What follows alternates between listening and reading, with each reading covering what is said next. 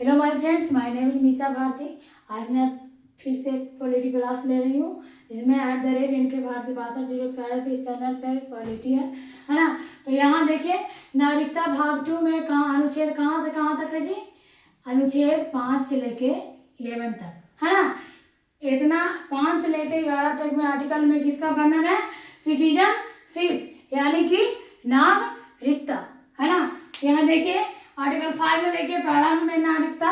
प्रारंभ में नागरिकता का मतलब जब हमारा संविधान बना है ना, जब हमारा संविधान बना तो उस टाइम जितना भी यहाँ संविधान बनने के टाइम जितना भी आदमी था, सबका नागरिकता क्या हुआ?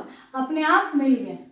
तो आर्टिकल 5 तो खत्म हो गया कि जहाँ जब संविधान बना था, जब यहाँ आदमी जितना भी इंडिया में आदमी था, जो जो यहाँ था, सबको नागरिकता मिल गया। जैसे कि हम लोग संविधान से ही पापा दादा नानी होंगे है ना।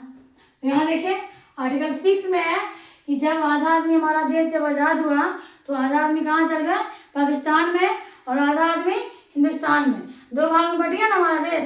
तो ठीक है, जब बट गया तो आधा आदमी इंडिया से कहाँ चल गया? अलग पाकिस्तान देश बन गया वहाँ। तो फिर वहाँ से जो आदमी वहाँ अच्छा नहीं लगा तो फिर यहाँ वापस आना चाहे है ना। तो वहाँ 19 तारीख 1948 को क्या लग गया जी? परमिट लग गया। परमिट लग जाने के बाद आपको यहाँ 6 महीना रहना होगा, फिर उसके बाद आपको नागरिकता दिया जाएगा स्टार्टिंग में। लेकिन इसको अभी 7 साल कर दिया गया है, कहते कहते और टफ किया गया है ना। आर्टिकल 7 देखिए, तो इंडिया पाकिस्तान, जब इंडिया से पाकिस्तान गए थे और फिर कह रहे हैं कि जो हमको ज़्यादा चल गए थे, जो फिर हम यहाँ वापस आना चाहते तो आने देगा जी? नहीं आने देगा। तो वैसे भी आर्टिकल 6 और 7 का कोई उतना यूज नहीं है ना। प्रेजेंट वर्तमान उपयोग के लिए बनाया गया था। तो हम लोग यहाँ से देखेंगे आर्टिकल कितना? आर्टिकल देखेंगे 8, जिसमें है कि आप विदेश में जाकर पढ़ सकते हैं, घूम सकते हैं, नौकरी कर सकते हैं, तो आपका नागरिकता खत्म नहीं होगा। इंडिया का नागरिकता क्या होगा? रहेगा है ना। यहाँ देखिए आर्टिकल 9 में है कि विदेशी नागरिकता लेने पे, अगर आप माना जाए कि अमेरिका गए, नौकरी लग गया आपको, वहाँ जॉब कर रहे हैं, वहाँ पढ़ाई कर रहे हैं, वहाँ जाकर आप नागरिकता ले लिए तो इंडिया का नागरिकता क्या होगा जी? खत्म हो जाएगा है ना। तो ये कौन सी कहता है? आर्टिकल 9 कहता है कि आप अगर कहीं गए और वहाँ का नागरिकता ले लिए तो यहाँ का नागरिकता क्या होगा? खत्म हो जाएगा है ना। फिर देखिए आर्टिकल 10 में है नागरिकता का बना रहना।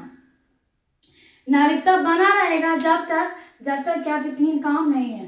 पागल आदमी नागरिकता खत्म हो जाना चाहिए, कि पागल है तो वो कुछ भी उठपटांग कहीं भी कुछ भी कर सकता है। तो पागल आदमी का नागरिकता क्या हो जाता है? खत्म हो जाता है। दिवालिया का मतलब होता है कि किसी से इतना कर्जा ले लिए कि अब हमको उसको भरने की क्षमता नहीं है, भाग गए। बहुत बड़ा बड़ा आदमी सुने होंगे, पैसा लेके भाग जाता है, विदेश में चल जाता है। जितना क्षमता से ज़्यादा पैसा लेगा है ना, किसी को भरपाई नहीं कर पाए, उसे क्या कहते हैं जी? दिवालिया कहते हैं। फिर अब देश विद्रोही कोई काम नहीं करना है ना। देश विद्रोही कोई काम क्या करना है जी? नहीं करना है। जैसे कि जो देश में जो कानून नियम उसके अनुसार नहीं चलिएगा, उसके देश का विरोध करिएगा, तो आपका क्या होगा? नागरिकता सारा सुविधा खत्म कर दिया जाएगा है ना। फिर स्वेच्छा से भी आप नागरिकता खत्म कर सकते हैं, कोई रोक ठोक नहीं है। हम चाहें तो अपना कर सकते हैं, मेरी मर्जी है ना। लेकिन क्यों करेंगे? हमको मेरा देश है, हमको यही रहना है। नागरिकता तब तक बना रहेगा जब तक कि आपका स्वेच्छा से आप हटा सकते हैं। पागल नहीं होना चाहिए और दिवालिया नहीं होना चाहिए, इसके बाद आपका नागरिकता बना रहेगा है ना। अब यहाँ देखिए कि जो नागरिकता से संबंधित जितना भी कानून होता है ना, जितना भी नियम है, कौन बनाता है? गृह मंत्रालय। परीक्षा में पूछेगा कि जो सिटीजनशिप जो है नागरिकता किसके अधीन आता है, तो गृह मंत्रालय यानी कानून बनाएगा, संसद बनाएगा। गृह मंत्रालय के अनुसार ये सारा काम होता है नागरिकता वाला है ना। तो आप देखिए एक से और बता रहे हैं, पासपोर्ट और वीजा पता होगा ना। तो पासपोर्ट बनता है कि हम लोग 10 साल इसका वैलिडिटी होता है। किस साल जी? 10 ईयर्स। 10 साल पासपोर्ट बना लिए तो आपको 10 साल तक उसका वैलिडिटी रहेगा है ना। पासपोर्ट तो हमारा देश में बनेगा। और वीजा जैसे कि मान लें कि हमको कहीं दूसरा देश में जाना है ना, तो पासपोर्ट बनेगा हमारा देश में, हमारा प्रधानमंत्री बनाएंगे। लेकिन बीच हमको माना जाए कि अमेरिका जाना है ना। तो अमेरिका का दूतावास है कहाँ, दिल्ली में, लुटियंस दिल्ली में। तो वहाँ दिल्ली में वहाँ का राजदूत वगैरह परमिशन देंगे, आपका पासपोर्ट चेक करेंगे। पासपोर्ट चेक करने के बाद वहाँ परमिशन दे देगा कि हाँ, वहाँ पे मोहर मर जाएगा कि हाँ आपका वीज़ा। बिना वीज़ा का आप कोई विदेश में नहीं जा सकते हैं ना। कि हमारा जो इंडिया है उसको बहुत सारा देश से क्या है, मित्रता है ना। तो कोई क्या बहुत सारा देश जो इंडिया से वीज़ा नहीं मांगता, आप डायरेक्ट जा सकते हैं वहाँ।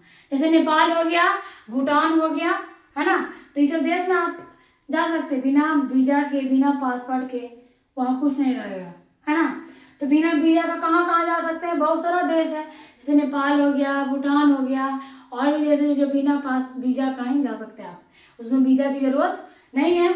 लेकिन जैसे अमेरिका हो गया, इंग्लैंड हो गया, ब्रिटेन हो गया ना, नीदरलैंड हो गया, ये सब, जापान हो गया, ये सब अगर जाते हैं तो आपको वीज़ा की ज़रूरत होता है। और वीज़ा अमेरिका का राजदूत कहाँ बैठा हुआ है जी, दिल्ली में। वहाँ जाके आपको वहाँ परमिशन, आपको पासपोर्ट चेक करेगा, वहाँ आपको परमिशन देगा कि हाँ आप जा सकते हैं, तो आप जा सकते हैं। अगर बिना वीज़ा के आप चल गए तो आपको उस देश में पहुँच कर इसी जहाज से आपको वापस घरे पूरा भेज दिया जाएगा, लेकिन उस देश में एंट्री नहीं मिलेगी। बिना वीज़ा के आप नहीं जा सकते हैं। पासपोर्ट तो हमारा देश में बनेगा, पासपोर्ट में हमारा पूरा डिटेल वगैरह होता है ना। अब तो वीज़ा पासपोर्ट समझना क्या होगा। अब यहाँ देखिए, नागरिकता कब कब मिलती है ना, जन्म के आधार पर। जैसे कि हम लोग को कौन सी पे मिला है जी, जन्म के। हम बोलोगे यहाँ मम्मी पापा यहीं कहाँ है, हम यहीं कहाँ, मेरा जन्म हुआ। तो जिसको यहाँ जन्म हुआ, तो अगर माना जाए कि किसी का मम्मी पापा दोनों बाहर का है, बट तो दोनों बाहर का उसका मतलब नहीं मिलेगा। लेकिन अगर मम्मी चाहे पापा एक यहाँ का है, एक विदेश का है, तो बच्चा अगर जहाँ भी विदेश पापा के नागरिकता भी ले सकता है, उसका मर्जी, और यहाँ का नागरिकता भी ले सकता है, उसका मर्जी। 18 साल के बाद नागरिकता मिलता है ना। नागरिकता पहले कहाँ से लाया गया जी, ब्रिटेन से, याद रखिएगा। नागरिकता कहाँ से लाया गया है, ब्रिटेन से। यहाँ देखिए, जन्म के आधार पर नागरिकता मिलता है, वंश के आधार पे। अब किसी का बहुत पूर्वजों वंश यहाँ से ये है तो उसका नागरिकता ऑलरेडी मिल जाएगा। अर्जित भूमि, तो माना जाए कि हम कि कई कई देश का, जैसे सिक्किम आया ना 1975 में, तो हम लोग उसको नागरिकता देंगे ना। जो राज्य या स्टेट कोई भी एरिया अगर हम किसी से मिलाएंगे तो वहाँ को नागरिक को हम क्या करेंगे, देंगे, नागरिकता देंगे।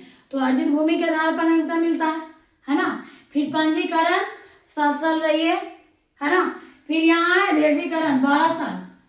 तो कोई भी आदमी अगर देशीकरण के मतलब होता है कि कोई भी आदमी जैसे एथलीट है, बहुत बड़ा क्रिकेटर है, बहुत बड़ा सिंगर है, आप यहाँ अगर 12 साल रहिएगा तो आपको देशीकरण के तहत 12 साल में आपको अपने आप नागरिकता मिल जाएगी। इसमें बहुत कठिन होता है, इसको मन होगा तो मिल भी सकता है, नहीं भी मिल सकता है।